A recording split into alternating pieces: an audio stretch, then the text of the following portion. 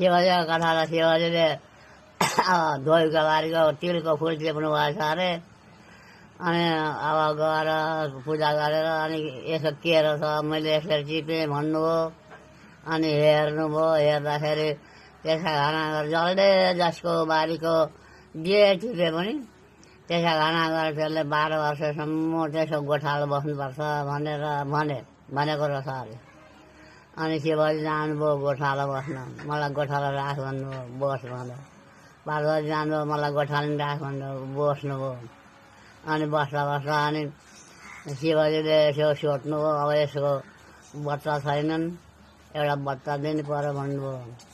अनि धोबिनी गर्भवती भई। अनि धोबिनीले भनी मलाई ठुलो नदीमा नुहाउन मन छ भनी। अनि शिवजीले लिएर जानुभयो। अनि खड्डीमा चपचप 3 पटक चोरेर गाडामा हालेर लिएर आउनुभयो। अनि उसले गाडी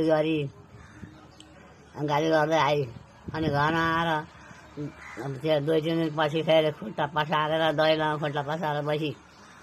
अनि पार्वती भाँडा माझेर निक्लिँदाखेरि छोडिन। अनि शिवजीले खुट्टा पड्काइदिनु भयो उतातिर।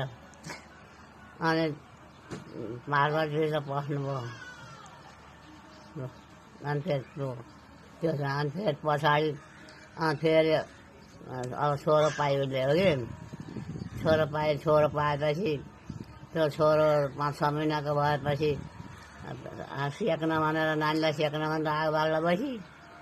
अनि शिवजीले यसो सोध्नुभयो, उता जिमराले 2टा बच्चा लिएर आइज भने पठाएको छ।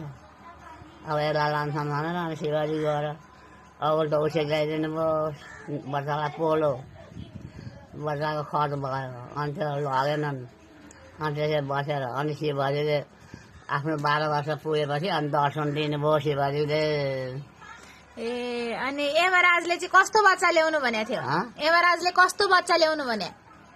मान्छेको बच्चा क्या, अब सानो बच्चा पाएको त्यो लिएर आऊ भनेर पठाएको क्या।